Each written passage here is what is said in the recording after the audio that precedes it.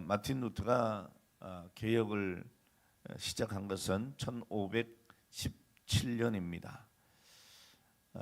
그러나 이 면죄부의 효능에 대해서 의심하고 이것을 공개적으로 토론하려고 95개 조항의 반박문을 붙이게 된 그 신학적인 배경은 다른 것이 아닙니다.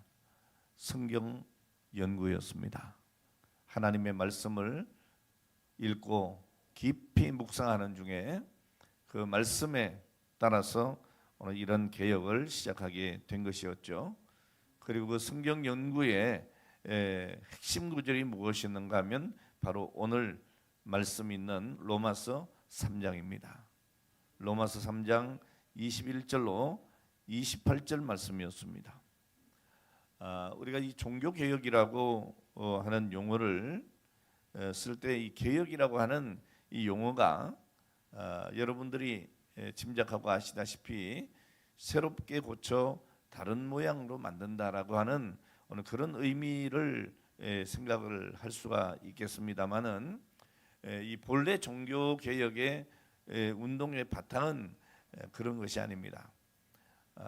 원래의 모양으로 돌아간다 라고 하는 회복에서 출발을 했던 것입니다. 그래서 개혁이라고 하는 것은 무엇이냐? 회복입니다. 하나님께로 돌아가는 겁니다. 말씀대로 회복되는 것입니다. 이것이 개혁인 것이죠. 사실 이사야서 62장의 내용도 보면 바벨론 포로에서 해방되고 고향으로 돌아갈 백성들에게 주는 그 메시지가 되겠는데요. 아주 희망적이죠. 자, 이 백성들을 옛 모습으로 회복시켜 주시겠다고 하는 하나님의 의지가 명백하게 드러나는 것이 바로 이사야 62장 말씀입니다. 이스라엘 백성의 죄 때문에 시작된 그 고난의 포로 생활은 이제 끝이 나게 됩니다. 백성들의 신음소리와 회개 기도를 하나님께서 들으셨고 하나님께서는 이 백성들에게 회복을 선포하시게 되는 것입니다. 오늘 여러분들도 이 시간 말씀 듣는 중에 회복의 역사가 일어나길 바랍니다. 예수 그리스도께서도 이 유대교의 회복운동의 한복판에 서 계셨습니다. 주님은 하나님을 향한 진정한 신앙이 무엇인지 그리고 외적인 경건으로 얻을 수 없는 참된 그 내적인 경건이 무엇인지에 대해서 가르치셨습니다. 무엇보다도 중요한 것은 하나님의 나라의 복음을 가난하고 억압받던 백성들에게 선포했던 것입니다.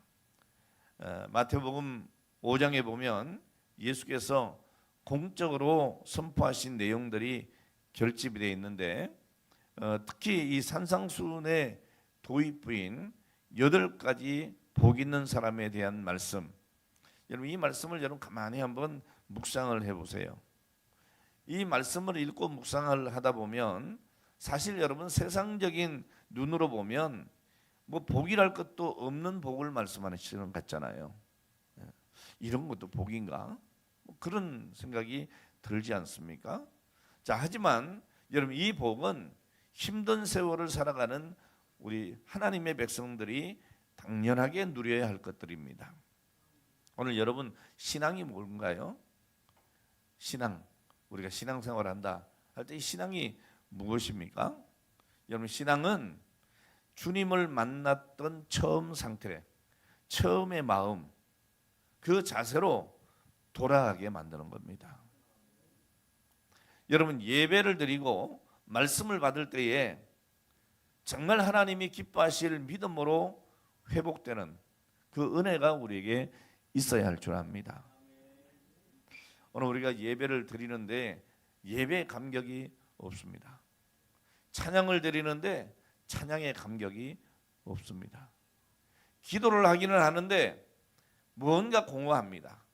하나님 앞에 나와서 하나님과 대화하면서도 하나님의 존재를 느끼지 못합니다. 이것이 우리의 모습이라면 우리는 회복되어야 합니다. 오늘 본문 로마서 3장에서 사도 바울은 자기의 선교 활동을 총 정리하고 있습니다. 로마 교회를 향한 자신의 신학적인 입장을 분명하게 말을 하고 있습니다. 그리스도인을 박해하는 사람에서 이제 회심을 하고 그리스도의 부활을 목숨 걸고 증거하는 복음 전도자로 바울은 거듭났습니다. 그리고 이제 이 복음의 핵심과 본질이 무엇인가를 선포합니다. 그리고 그 길을 걸어가는 그리스도인들, 오늘 저와 여러분들에게 바르게 살라라고 외치고 있는 것이죠. 오늘 바울은 이렇게 말을 합니다. 무슨 법으로냐? 행위로냐? 아니라 오직 믿음의 법으로니라. 오늘 본문의 말씀입니다. 자, 이렇게 외치는 이 바울의 깊은 속마음은 예수 그리스도가 전해주는 복음은 유대교 율법주의로부터 자유를 얻는 것인데, 이 그리스도 복음이 다시 율법의 종로로 다는 길로 들어서게 하는 것은 안 된다. 이것을 경계하고 있는 겁니다. 행위로냐? 아니라 오직 믿음의 법이다. 이렇게 말하는 거죠. 오늘 여러분, 우리가 모든 죄에서 용서받고 하나님의 자녀가 되는 것은 행위가 아닙니다. 행위가 필요 없느냐? 그런 뜻이 아니죠. 제가 좀 더 말씀을 나누도록 하겠습니다. 자, 여러분, 신앙은 눈에 보이는 것이 아니고 행위는 눈에 보이는 것입니다. 자, 그래서 우리는 우리 신앙은 언제나 이 겉으로 드러나는 그런 신앙적인 행위로 평가될 수밖에 없는 것도 사실이죠. 여러분들이 교회를 잘 나오냐 안 나오냐, 교회 나와서 어떻게 생활을 하고 있느냐, 이건 여러분 그 행위로 우리의 신앙을 평가하는 것 사실 아니겠어요? 자, 그런데 문제는 이 신앙 행위 안에 감추어진 신앙의 본질, 다시 말하면 행위나 행동으로 드러날 수 없는 우리 인간의 깊은 내면적인 성찰을 우리는 가늠하기가 어렵다는 것입니다. 교회 와서 뭔가 좀 조용해요. 뭔가 움직임은 크지 않아요. 자, 그런데 오늘 그 내면의 기품이 있는 분들이 분명히 있다는 거죠. 자, 그래서 이 종교와 신앙은 그 종교의 역사가 오래될수록, 그리고 개인의 신앙생활이 그 세월이 오래일수록 이게 좀 내면의 기쁨이 있으면 좋은데, 이상하게도 여러분 세월이 흐름에 따라서 오히려 형식화된 길을 걸을 때가 많다는 거죠. 그래서 이 외적인 종교 행위에 집착하는 모습으로 변질될 때가 참 많습니다. 외식하는 자가 되는 거죠. 바리새인처럼. 자, 예수님과 바울 시대에 유대교가 그러했습니다. 그리고 종교 지도자들이 그랬습니다. 종교 개혁 시대에 그 루터나 칼빈이나 이런 종교 개혁자들이 살던 그 시대에 가톨릭 교회가 또한 그러했습니다. 자, 그럼 이것이 남의 이야기냐? 그럼 우리는 어떠하냐? 지금 현재의 우리 기독교는 어떠하냐? 지금 이 시간 예배를 드리고 있는 오늘 나의 모습은 과연 어떠하냐? 우리가 지금 경건하게 거룩하게 오늘 그런 모습으로 하나님의 말씀을 듣고 있는 것 같지만 우리 내면의 깊은 곳에 과연 어떠하냐, 이 말이죠.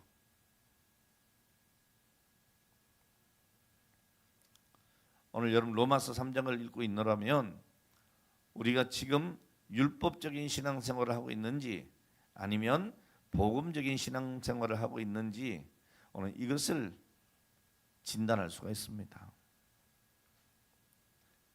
여러분 잘 아는 말씀이에요. 모든 사람은 죄를 범했습니다. 있습니까? 네.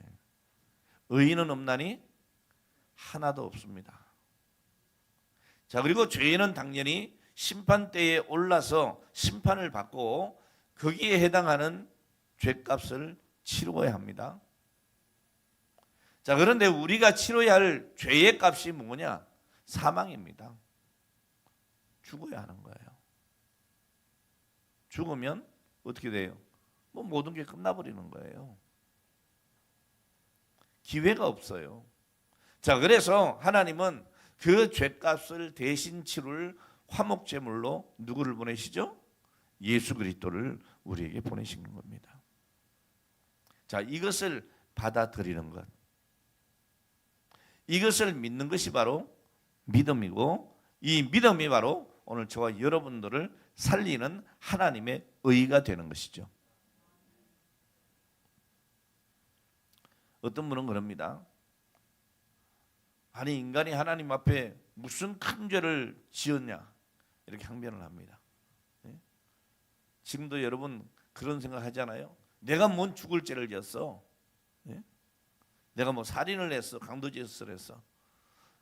아니, 내가 살인도 안 하고 강도짓도 안 하고 그래도 살아보려고 애쓰고 살아왔는데 내가 뭔 큰 죄를 지었어? 오늘 그렇게 생각하는 분이 있을지 모릅니다. 그러나 여러분, 아담의 타락 이래 모든 인간은 전적으로 부패했기 때문에 인간은 행동하기만 하면 하나님이 미워하는 죄를 범할 뿐입니다. 제가 늘 예를 들 때 그러잖아요. 제가 아이들 키워봤잖아요. 우리 딸 셋 키워보고 또 조카들도 둘 이렇게 자라는 걸 봤는데요. 신기하잖아요. 아이들이 욕하는 거 안 가르쳐줘도요, 어디서 배우는지 와서 제일 먼저 하는 게 욕하는 거 잘 배우고요. 신기해요. 저기 한숨 쉬는 엄마들 있잖아요. 지금 이제 뭐 몇 살이라고 한숨을 쉬어? 근데 말을 그렇게 안 듣냐? 아이고 이렇게 하잖아요. 이상하죠. 오늘 여러분, 그렇게 이쁘고 그렇게 귀엽고 그렇게 사랑스러운 내 아들도요, 내 딸들도 여러분 한번 지켜보세요.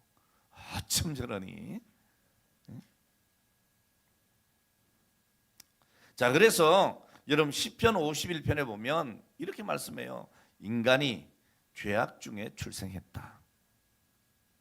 자, 그래서 바울 역시도 인간은 본질상 하나님의 진노 아래에 있다라고 말씀하고 있습니다. 자, 이렇게 여러분 기독교는 원죄를 말합니다. 원죄. 로마서 3장의 요지는 행동하기만 하면 죄를 짓는 인간은 무엇을 해도 죄를 짓기 때문에 율법적인 행위로는 의롭게 될 수가 없다는 겁니다. 이건 여러분, 내가 착하게 살아서 구원받는다 이런 생각은 꿈도 꾸지 마십시오. 로마서를 묵상해 본 분들이라면 하나님은 참 자비로우신 하나님이시구나, 이 사실을 깨달을 수 있습니다.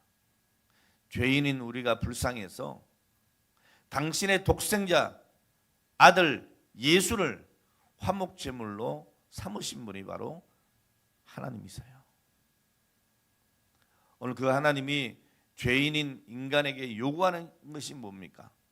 요구하는 것은 그 많은 율법을 준수하라고 하는 것이 아니고 오늘 그 사실을 믿으라는 겁니다. 내가 너희 죄를 위해서 독생자 예수를 보냈다. 오늘 그가 모든 고난을 받고 오늘 너의 죄를 대신해서 십자가에 죽었다. 그러므로 그 십자가 안에서 너의 모든 죄도 죽었다. 이걸 믿으라는 거예요. 로마서를 읽고 가르치는 루터에게 오늘 이것이 최고의 복음이었죠. 결국 로마서 3장이 이 루터를 종교개혁자 되게 만들었다 해도 과언이 아닙니다. 오늘 사랑하는 여러분, 오늘 우리는 오늘 본문의 말씀을 통해서 죄인인 우리에게 오늘의 말씀이 주시는 그 중요한 메시지가 과연 뭘까? 이걸 좀 더 깊이 묵상해 보기를 원합니다. 자, 먼저는 여러분 24절 말씀 다 같이 봉독합니다. 24절입니다. 시작.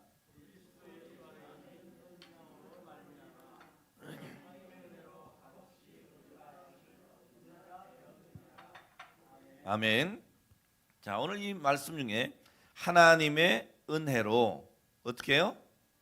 값없이, 따라합시다. 값없이 의롭다 하심을 얻었다.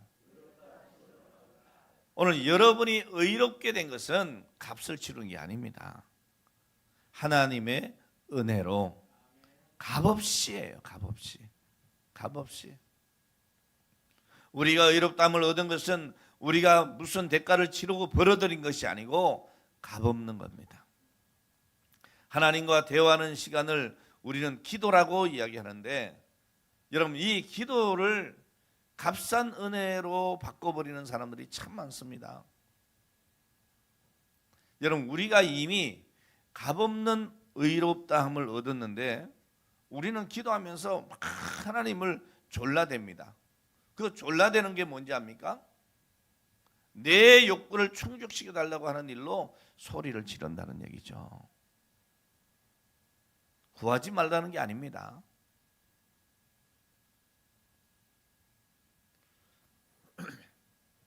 때로는 우리가 이렇게도 이야기를 합니다. 하나님, 내가 지금 금욕을 하고 있지 않습니까? 내가 지금 이런 행위를 바치고 있으니 내 기도 들어주세요. 뭐 이렇게 합니다. 자, 이렇게 기도하는 것은 여러분 조금만 더 생각을 하면 이런 겁니다. 하나님의 은혜를 율법적인 행위로 강요하고 있다는 거예요. 오늘 여러분 내가 무엇 하기 때문에 내게 뭘 해주세요라고 요구할 수 있는 오늘 우리의 그런 자격이 있느냐? 없단 말이에요.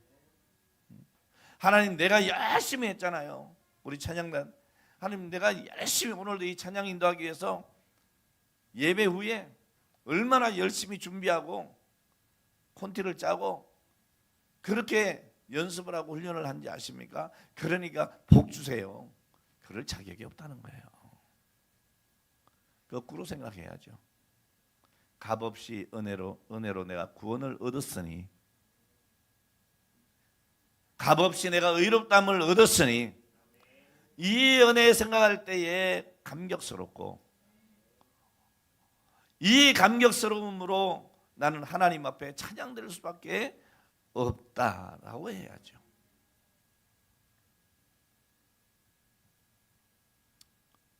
하나님의 은혜가 값이 없다고 하는 이 말은 공짜라고 하는 의미도 있지만 그 값을 매길 수 없다라고 하는 뜻도 있습니다. 여러분 하나님의 은혜를 무슨 값으로 매길 수가 있겠어요? 예? 여러분 인간의 판단으로 그 가치를 가늠할 수 없을 정도로 하나님의 은혜는 크고 놀랍다고 말이죠. 여러분 이것이 느껴지려면, 그 하나님의 은혜가 느껴지려면 먼저 여러분 내 죄가 얼마나 큰지를 알아야 돼요. 여러분 별것도 아닌 우리 그 가지고 우리 김지한 집사님 나한테 뭐 조금 거짓말 하나 했어. 내가 괜찮아 용서해 줄게. 그러면 아유 목사님 고마워요. 이 정도 할 거예요. 그죠? 근데 도저히 용서받지 못할 엄청난 죄를 나한테 졌어. 이건 사람으로 할 짓이 아니야. 예? 자, 그런데 이건 이제 뭐 나하고 원수가 될 뿐 아니라 이거 알면 목사님이 나 죽일 거야 아마. 아니 죽이는 정도도 성이 안 찰지도 몰라. 막 이런 정도의 죄를 졌어. 근데 저한테 와서 고백을 해. 목사님 정말 잘못했습니다.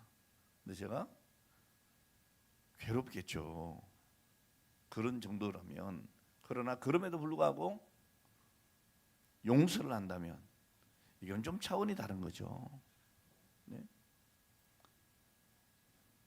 오늘 우리의 죄가 깨달아지면 깨달아질수록 하나님의 은혜는 더 크고 더 놀라운 겁니다.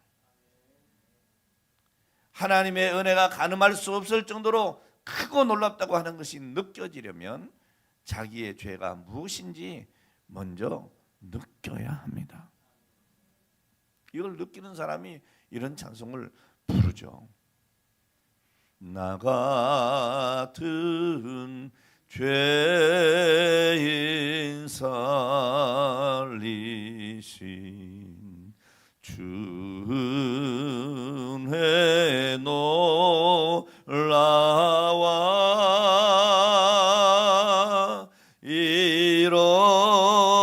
잃었던 생명 찾았고 광명으로 얻었네. 큰 죄악에서 다 같이 부릅니다. 큰 죄악에서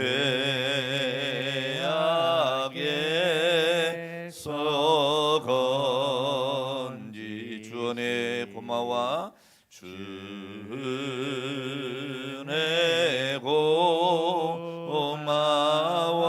나 처음 믿은 그 시간 나 처음 믿 305장입니다.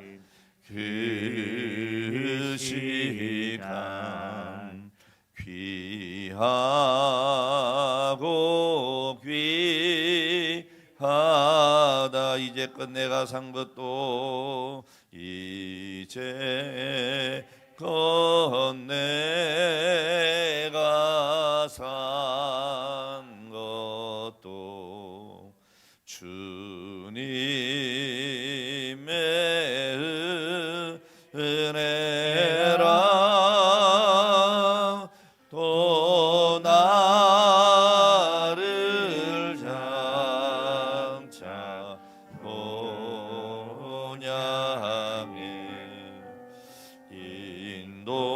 인도해 주시리. 거기서 우리 영원히 거기서 우리 영원히 주님의 은혜로 해처럼 밝게 살면서 해처럼 밝게 살면서 주 찬양하리라.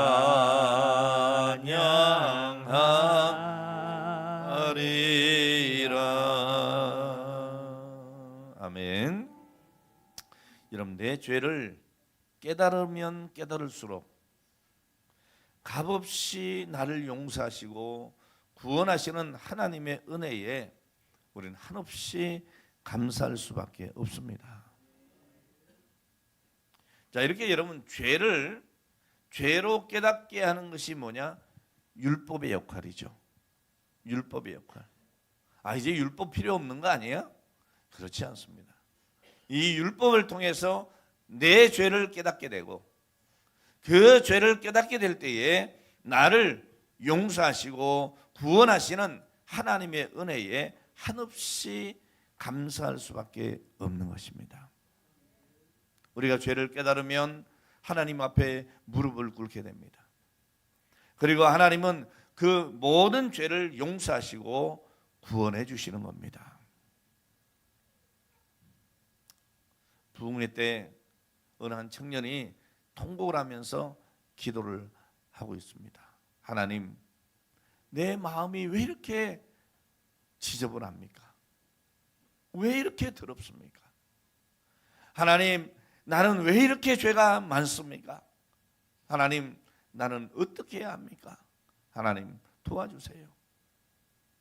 말씀을 듣는 중에 죄가 깨달아지는 거예요. 율법은 이 역할을 하도록 우리에게 주어진 겁니다. 율법 무용론 아닙니다. 여러분, 다윗은 밧세바를 취하고 충성스러운 부하 우리야를 죽음으로 몰아넣었습니다. 그런데도 자기의 죄를 자각하지 못합니다. 그때 어떻게 합니까? 나단이 하나님의 말씀을 받고 이 다윗에게 그 죄를 지적합니다. 그때 다윗이 그 죄를 깨달아요. 자, 이처럼 율법은 우리를 회개로 인도하는 역할을 합니다. 하나님 앞에 그 죄를 자백할 때 하나님은 용서하시고 구원해 주시는 것이죠. 여러분 사도행전 2장 38절을 보니까 베드로가 이르되 너희가 회개하여 각각 예수 그리스도의 이름으로 세례를 받고 죄 사함을 받으라. 그리하면 성령의 선물을 받으리니 그랬어요.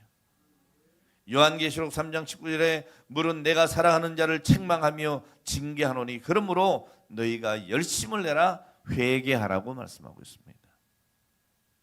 여러분 이 율법은 나쁜 것이 아닙니다. 죄를 짓고도 죄에 대한 감각이 없는 우리에게 죄를 깨닫게 해주는 역할을 하기 때문에 그렇습니다. 오늘 여러분들 자신이 어떤 죄인인지 여러분 알고 있습니까? 내 자신이 어떤 죄인인지 알아야 여러분 회개도 할 것 아니겠습니까? 오늘 하나님의 말씀으로 오늘 우리 자신의 죄를 깨닫게 해주시기를 우리는 기도해야 합니다. 여러분 말씀을 묵상할 때 내가 이런 죄인이구나. 내가 아간 같은 자구나. 내가 다윗같이 죄를 범했구나. 정말 나 같은 죄인이 용서받을 수 있을까? 하나님께서 나를 위해서 용서받을 수 없는 죄로 인하여 죽었던 나를 위해서 예수 그리스도를 보내시고 살리시는구나. 오늘 사랑하는 여러분, 오늘 여러분들에게 진정한 회개의 문이 열리기를 바랍니다. 하나님께로 돌아가시게 되기를 바랍니다. 회복의 역사가 있기를 바랍니다. 그래서 십자가 용서와 그 부흥이 우리 심령 안에 일어나는 오늘 여러분들 되시기를 주의 이름으로 축원합니다. 자, 두 번째 우리는 살면서 하나님의 뜻을 생각하지 않고 내 마음대로 판단할 때가 참 많다는 사실을 인정해야 합니다. 우리가 믿음으로 산다 그러는데 내 말만 믿음이지 사실 그렇지 않은 때가 너무나 많은 거죠. 25절 말씀입니다. 다 같이 25절 봉독합니다. 시작.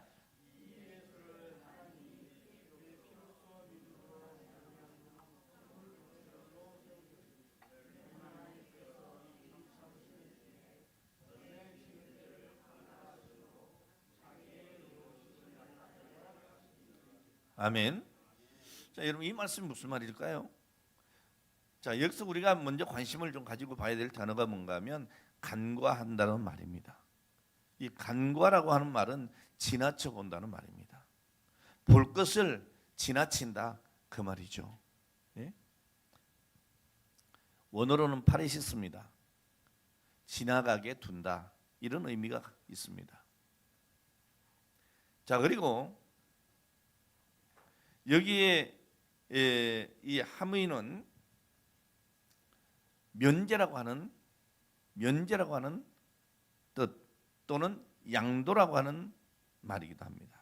자, 이것을 신학적으로 따지면 이런 말이에요. 죄를 따지지도 않고 그 책벌을 면해 버리는 것 이렇게 풀 수가 있어요.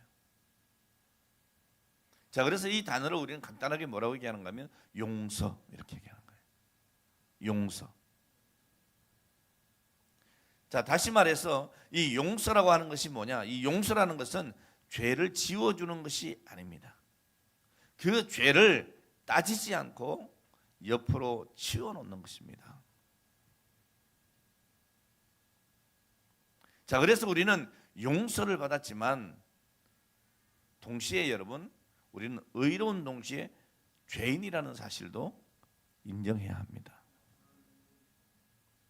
우리는 의롭다고 칭함을 받았지만 여전히 우리가 살아가면서 죄와 더불어 먹고 마십니다. 다시 말하면 하나님이 그리스도로 말미암아 우리의 죄를 묻지도 따지지도 않기로 하신 것이죠. 우리의 죄인됨이 그렇다고 해서 완전히 사라진 것이 아니라는 겁니다. 죄가 여전히 있다는 거예요. 죄가. 죄가 있음에도 불구하고 하나님은 따지지 않는다는 얘기예요. 그러니까 여러분들이 예수 믿고 의롭게 된 것은 깨끗해서가 아닙니다. 죄 짓지 않아서가 아닙니다. 오늘 이 시간에도 여러분 마음으로 얼마나 많은 죄를 짓고 있을지 몰라요. 난 몰라. 지금 여러분들이 아주 거룩하게 앉아있고 말씀의 은혜를 받는 것 같은데 마음속으로는 누군가를 미워하고, 예? 어떤 죄가 내 속에 있는지 알 수가 없어. 그런데 하나님은 독생자 예수 그리스도를 믿기만 하면 일단 그 죄를 간구하신다는 거예요. 놀랍지 않습니까, 여러분? 놀랍지 않습니까? 오늘 여러분들 자녀들이 있어요. 자녀들이 100% 잘하지 않아요. 이게 아마 옆집 아이 같았으면 벌써 경을 쳤을 거예요. 손해배상 청구했을 거예요. 그런데 내 자식은 어떻게 해요? 그냥 놔두잖아요. 잘해서 놔두는 게 아니에요. 내 새끼라서 놔두는 거예요. 우리가 예수 그리스도를 영접하고 하나님의 자녀가 되었을 때에 하나님은 그래 너 이제 내 자녀다. 의롭다고 해줄게. 너의 그 많은 죄 내가 간구한다. 용서한다는 거예요. 용서한다. 예? 내 자녀가 어떤 잘못을 하든지 그게 용서가 되는데요. 나와 상관이 없는 자들이 조그만 일로 잘못해도 화가 나고, 예? 거기에 대해서 요구하고 따지잖아요. 이해가 되십니까? 오늘 여러분 다시 말씀드립니다. 우리가 의롭다고 함을 받은 것은 하나님이 그리스도로 말미암아 우리의 죄를 묻지도 따지지도 않게 했다는 말이지, 우리가 죄인됨이 완전히 사라졌다 그런 말은 아니라 그 말이에요. 우리가 왜 아직도 죄성에 사로잡혀 있는지 명백한 증거가 있는데 오늘 그것은 바로 우리 속에 여전히 자기 생각대로 자기 뜻대로 하고 싶은 욕망이 자리 잡고 있다는 겁니다.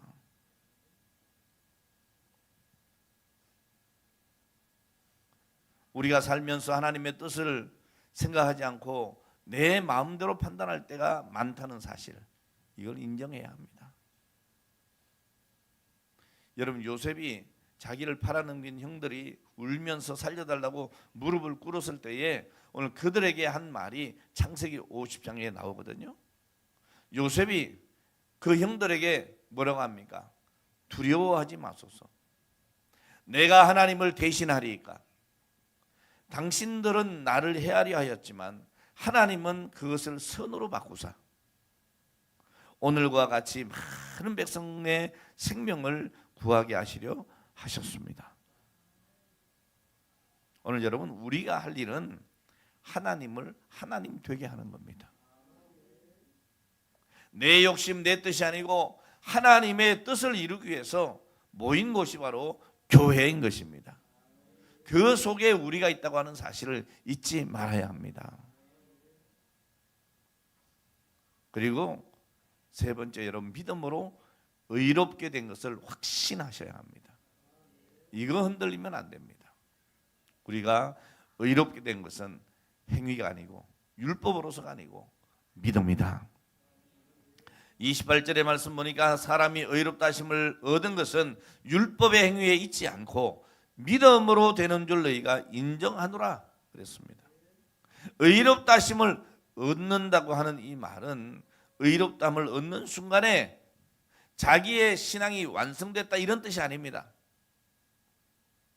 우리가 의롭게 된 것은 내 힘으로 말미암아 된 것이 아니라 하나님의 약속을 우리가 받아들이는 믿음 때문에 일어나는 것이다.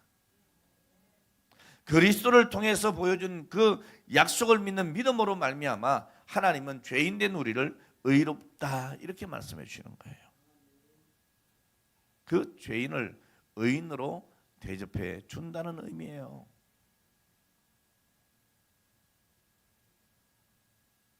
우리가 믿음의 철이 좀 들 필요가 있어요. 예? 믿음의 철이 좀 들어야 돼요. 여러분, 아이가 1살, 2살, 3살, 10살, 예? 미운 중학교 2학년, 뭐 그렇게 여러분 평생 부모에게 그런 모습으로 살아가면 어떻게 되겠어요? 속이 상하잖아요. 여러분 하나님 속상하게 하지 마세요. 철이 들어야 돼요. 철이 들면요, 어떤 부모님이든지 감사하게 느끼는 거예요. 나를 낳아주시고 여기까지 길러주셨구나. 예? 힘들게 어렵게 살아왔으면 어떻게 생각이 돼요? 철없는 사람들은 왜 나를 낳으셨어요? 뭐 이럴지 모르겠지만 철이 들면요, 이렇게 힘들고 어려운 상황 속에서도 나를 버리지 아니하시고 여기까지 나를 키우기 위해서 눈물의 삶을 살아오셨구나. 그 은혜 내가 보답해야 되겠다. 이렇게 생각하는 거예요. 네?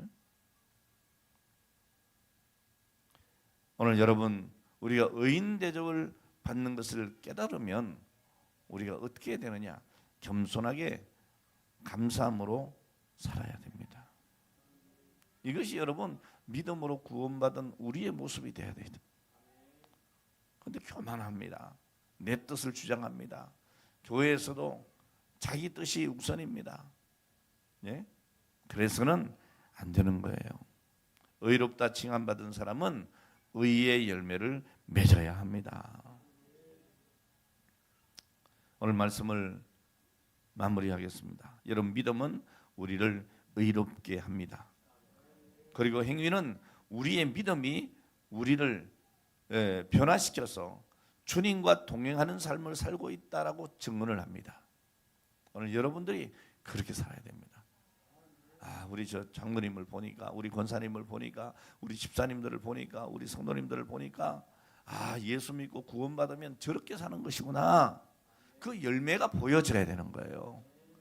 뭐 예수를 믿어도 세상 사람들하고 똑같고, 예? 구원받았다고 하는데 여전히 불평 많고 불만 많고 자기 욕심대로 살고, 여러분 그렇게 철없이 우리가 신앙생활해서는 안 되잖아요.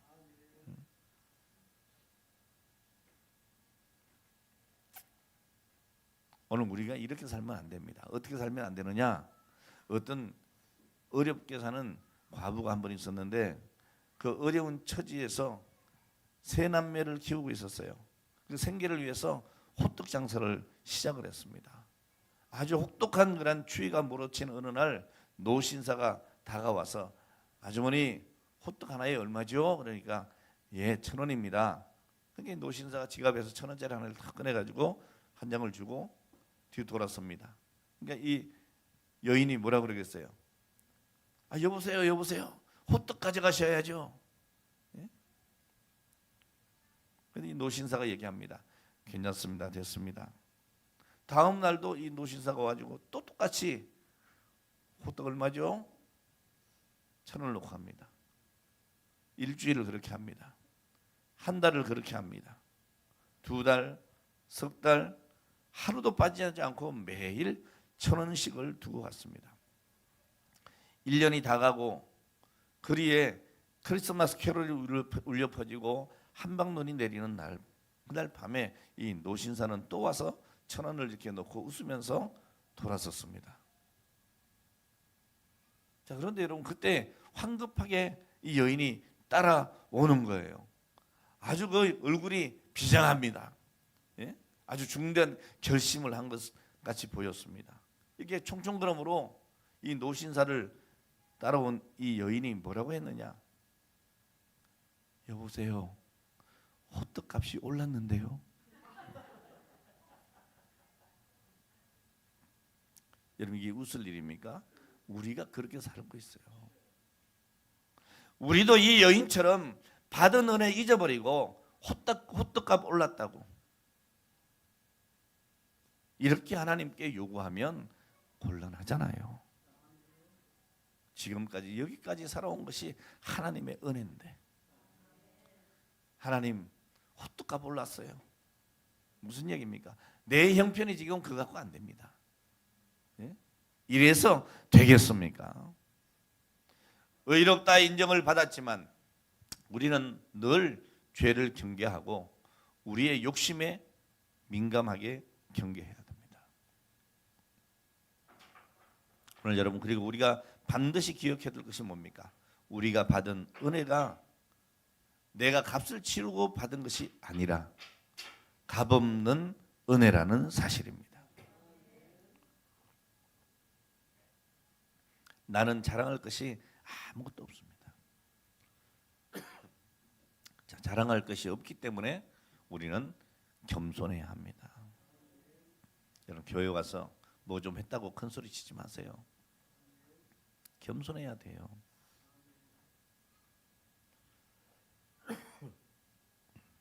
아무런 대가를 치르지 않고 믿음으로만 의롭다고 칭함을 받은 것을 묵상을 해보세요. 내가 노력해서 이룩한 것보다도 더 깊이 감사함을 느끼게 될 겁니다. 그리고 나면 우리의 기도는 하나님 앞에 더 분명해질 겁니다. 어떡하 몰랐어요 하나님, 이렇게 기도하지 않을 겁니다. 하나님, 우리를 긍휼히 여겨 주옵소서. 이런 기도를 통해서 원래 하나님 앞에 서야 할 우리의 본 모습을 회복하게 될 것입니다. 오늘 여러분, 하나님 앞에서의 나의 본 모습을 회복하고 하나님께로 돌아가는 오늘 저와 여러분 되시기를 주의 이름으로 축원합니다. 기도하겠습니다. 전능하신 하나님,